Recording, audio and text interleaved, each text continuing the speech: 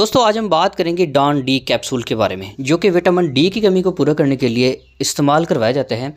और हमारे जिस्म के अंदर विटामिन डी की कमी क्यों होती है, क्या वजह होती है, आपके जिस्म के अंदर अगर आपकी विटामिन डी की कमी है तो उसकी कैसे आपको पता चल सकता है कि आपके जिस्म के अंदर जो है विटामिन डी की कमी है, उसको कैसे पूरा करना है, इस कैप्सूल को कैसे इस्तेमाल करना है, इसको यूजेस क्या हैं, किन कंडीशंस के अंदर आप इसका इस्तेमाल कर सकती हैं, इसके साइड इफ़ेक्ट क्या हैं, डोजेज क्या हैं और कंट्राइंडिकेशंस क्या हैं कि किन कंडीशंस के अंदर आप इसका इस्तेमाल बिल्कुल ना करें।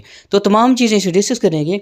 तो नए वाले दोस्तों गुजारिश है कि मेरे चैनल को सब्सक्राइब कर लें, साथ बेल आइकन दबा दें ताकि इस चैनल पर अपलोड तमाम वीडियोज़ की नोटिफिकेशन आप तक बर वक्त पहुँचती रहे।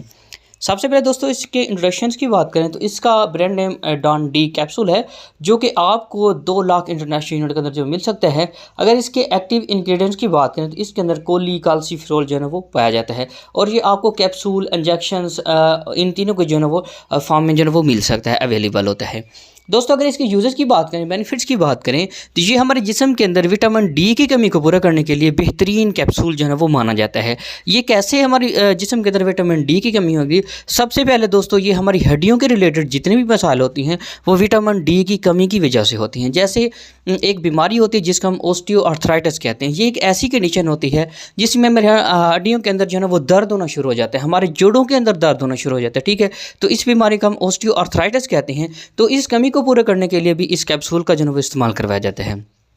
इसके अलावा एक और बीमारी होती है जिसको हम ऑस्टियोप्रोसिस कहते हैं। ये एक ऐसी कंडीशन होती है जिसके अंदर हमारी हड्डियां जो है ना वो भुरभुरी हो जाती हैं और उनके अंदर जो गूदा होता है वो ख़त्म हो जाता है, जो कि विटामिन डी की कमी की वजह से होती है। तो इस कंडीशंस को कंट्रोल करने के लिए भी इस कैप्सूल का इस्तेमाल करवाया जाता है।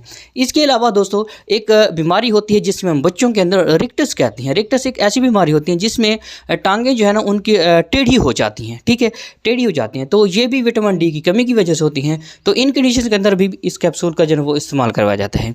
इसके अलावा दोस्तों हमारी जो दांत होती हैं उनके अंदर अगर विटामिन डी की कमी हो जाए तो वो गिरना शुरू हो जाती हैं जल्दी से, ठीक है, या ख़राब होना शुरू हो जाती हैं, ठीक है, या हिलना शुरू हो जाती हैं, दर्द पेन शुरू हो जाती है, ठीक है, स्वेलिंग वगैरह होना शुरू हो जाती है। तो इन दांतों के मसाइल को ठीक करने के लिए भी इस कैप्सूल का जो है वो इस्तेमाल करवाया जाता है। इसके अलावा काफ़ी दोस्त जो है ना वो नाखून और आँखों के मसाइल और बालों के जो मसाइल होते हैं, ठीक है, तो जितने भी बाकी मसाइल होते हैं विटामिन डी की कमी की वजह से, उन तमाम को पूरा करने के लिए इस कैप्सूल का इस्तेमाल करवाया जाता है।